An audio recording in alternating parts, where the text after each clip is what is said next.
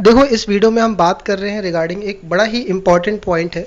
इसको लेके हमेशा लोगों के दिमाग में रहता है डाउट, तो उसी को मैं क्लियर कर रहा हूँ। और इसके रिगार्डिंग जो कुछ भी है आप पूरा एंड तक देखना, तभी समझ में आ पाएगा। देखो, मैटर ये है कि अगर कोई बंदा, कोई बच्चा एसएससी सीजीएल के अंदर अगर यूआर की कट ऑफ क्लियर करता है, जैसे आप मान लीजिए कि आप कोई ओबीसी का है या एससी एसटी का है, यानी कि कोई रिजर्व कैटेगरी का बंदा आपका अनरिजर्व यानी कि जनरल की सीट लेता है, जनरल की सीट कट ऑफ क्लियर करता है, तो जो उसको स्टेट का एलोकेशन होता है, जब उसको स्टेट देंगे तो जनरल के हिसाब से देंगे कि ओबीसी या कैटेगरी के हिसाब से देंगे। अब इसमें दिक्कत क्या है वो बता रहा हूँ, और किस हिसाब से होगा वो भी बता रहा हूँ, और क्या हुआ है पहले वो भी मैं आपको डिस्कस करूँगा। राइट, तो पहली चीज़ आप एक चीज़ दिमाग से हटाइएगा, सबसे पहली चीज़ कि ये वाला इशू सिर्फ उसी में रहता है जिसके अंदर स्टेट प्रेफरेंस मांगा जाता है। आपको पता है कि बहुत सारी पोस्ट के अंदर रैंडम एलोकेशन होता है या आपसे प्रेफरेंस नहीं मांगी जाती है, और बहुत सारे में मांगा जाता है। जैसे कि मैं एक एग्जांपल दूं, सीएसएस में नहीं मांगते हैं, बहुत सारी मिनिस्ट्री के अंदर जो असिस्टेंट की पोस्ट है उसमें नहीं मांगते हैं, तो उसमें भले आप यूआर की कट ऑफ क्लियर कर लीजिए। मैं एक एग्जांपल देता हूं कि 670 नंबर कट ऑफ गई सीएसएस की और आपके 675 नंबर है ओबीसी के अंदर, कोई टेंशन लेने की जरूरत नहीं है सीएसएस में, क्योंकि उसमें प्रेफरेंस भी नहीं मांगते और दिल्ली पोस्टिंग होती है। ऐसे मान लो कोई असिस्टेंट की पोस्ट है और उसके ऑल इंडिया भी है, देन उसमें भी आपको दिक्कत नहीं होगी, क्योंकि उसमें आपसे प्रेफरेंस नहीं मांगा जा रहा है। अगर हम लोअर ग्रेड पे आ जाए, जैसे कि 2800 में देखें, तो जैसे सीजीडी आपसे प्रेफरेंस नहीं मांगता है, सीजीए नहीं मांगता है, तो इन दोनों में आपको लेकर कोई भी हेडेक नहीं है। डिपार्टमेंट ऑफ पोस्ट में दिक्कत हो सकती है, 2400 वाले में, यूडीसी में कोई दिक्कत नहीं है आपको, क्योंकि उसमें प्रेफरेंस नहीं मांगता है। टीए दोनों जो है सीबीडीटी और सीबीआईसी, उसमें दिक्कत है। तो चलिए मैं सब कुछ डिस्कस कर रहा हूँ, आराम से देखना, समझना। नहीं समझ में अगर कोई दिक्कत हो तो आप टेंशन मत लेना, कमेंट कर देना, हो सकता है मैं बाद में और भी क्लियर कर दूंगा।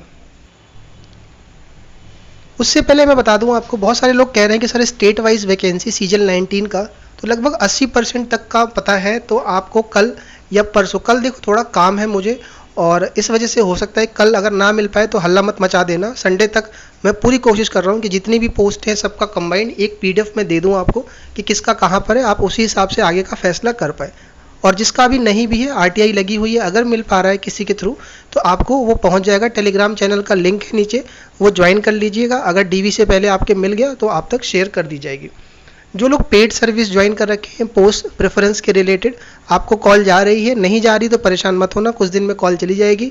बहुत सारे लोगों के मैसेज आ गए बच्चे, बहुत सारे कॉल आ रहे हैं, थोड़ा टाइम लग रहा है, लेकिन घबराइएगा मत। आप तक बहुत सारे लोग, क्या सभी को कॉल पहुंच ही चुकी है एक दो बार, बाकी आप तक पहुंच जाएगी। अगर किसी को ज्वाइन करना है ये पेड सर्विस तो आप ये ले सकते हो, कोई दिक्कत नहीं है। अगर आपको एक्सपीरियंस है पहले से ही पोस्ट भरने का, कोई डाउट नहीं है, कोई दिक्कत नहीं है, आपको कोई जानने इसकी ज़रूरत नहीं है। थोड़ा मैसेज बहुत ज़्यादा क्या बहुत ज़्यादा है बच्चे, इस वजह से मेरे को करना पड़ रहा है। तो आप ये ज्वाइन करना है तो टेलीग्राम का लिंक है नीचे, उस पर जाकर मैसेज कर सकते हो पर्सनली। अब देखो, मैं आपको एग्जाम्पल से समझाता हूँ ये चीज़, तो आपको समझाना आसान रहेगा मुझे, वरना ये चीज़ बड़ा इंपॉर्टेंट है कि सबसे ज़्यादा समझने से ज़्यादा इंपॉर्टेंट है उसको रिप्रेजेंट करना, कैसे मैं आपको ये समझाऊँ। राइट, एक एग्जांपल लेते हैं, मान लेते हैं 100 सीटें हैं, एक्साइज को मैं लेके चल रहा हूँ, एक्साइज इंस्पेक्टर को लेके चल रहा हूँ, और उसी को आप बाकी सब में बेस लगा लेना। और उसमें से 50 सीटें यूआर के लिए है, मतलब जनरल के लिए है, 30 ओबीसी की है, 20 एससी की है, 10 एसटी की है। अदर कैटेगरी को मैंने नहीं लिया है क्योंकि उनके कैंडिडेट बहुत ही कम रहते हैं जो यूआर की सीट को कट ऑफ क्लियर करें। ज़्यादातर जो बच्चे होते हैं वो ओबीसी के ही होते हैं, एससी के कुछ कैंडिडेट रहते हैं, एसटी के भी नाम मात्र एक आध रहते हैं, उनका दिक्कत नहीं रहता। तो मैक्सिमम जो दिक्कत है वो ओबीसी का है। ठीक है, तो अब मैं आपको जो बता रहा हूँ इसका मतलब ये हुआ कि 50 सीटें, 100 सीटों में से 50 ओबीसी जनरल को मिलेगा, 30 ओबीसी को, 20 एससी और 10 एसटी को।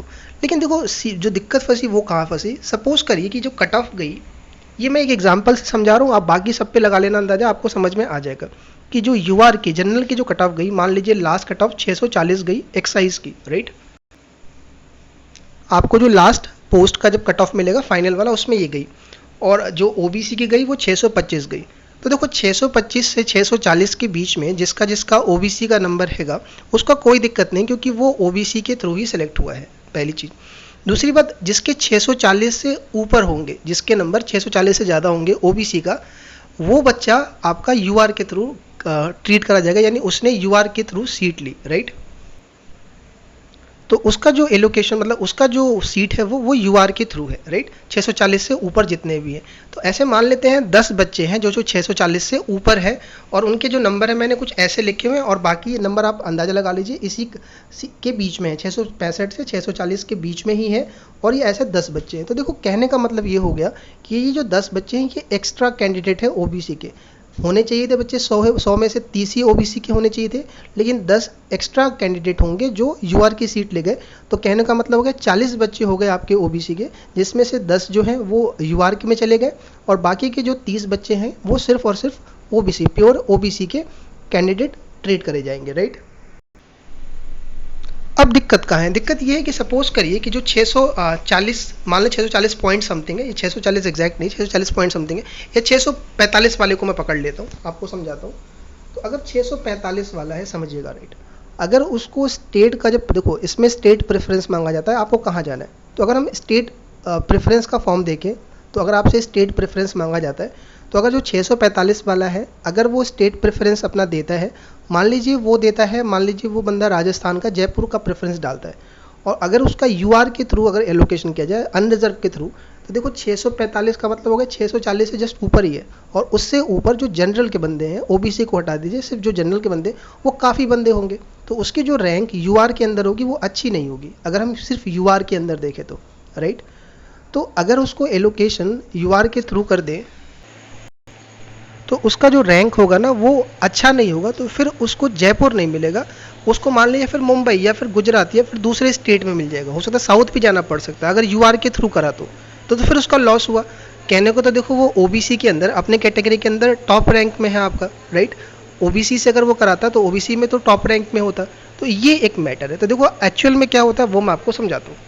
तो इसके लिए आपको जाना पड़ेगा एक्साइज इंस्पेक्टर, सॉरी एक्साइज की जो साइट है, यानी कि सीबीआईसी की जो साइट है वो ये, उसका मैंने एक स्क्रीनशॉट लगाया है 2017 का जो एलोकेशन हुआ है उसका ये स्क्रीनशॉट दिख रहा है आपको, ये मिल जाएगा, सर्च करना गूगल पे तो आपको ये बिल्कुल मिल जाएगा, फर्स्ट लिंक ही है इसमें कवर लेटर आप डाउनलोड करके पढ़ जाइए, एनेक्सर 1, एनेक्सर 2, 3, 4 और एनेक्सर 5, ये सारा डाउनलोड करके पढ़िए आपको समझ में आएगा। और ये है क्या वो मैं आपको एक्सप्लेन करता हूँ।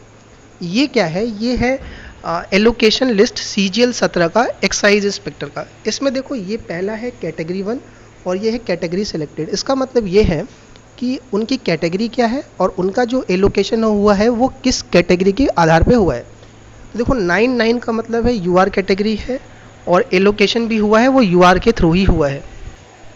9 कोड यूआर का होता है। इसी हिसाब से देखोगे आप, ये 6 देखो और ये 9 देखो, अभी जो मैंने टिक करा है 6 और 9, 6 और 9 का मतलब ये है कि इनकी कैटेगरी ओबीसी है लेकिन इन्होंने जो सीट लिया है वो यूआर के थ्रू लिया है, यानी इनका जो एलोकेशन हुआ है वो यूआर के थ्रू हुआ है। आया बात समझ में आपको, राइट।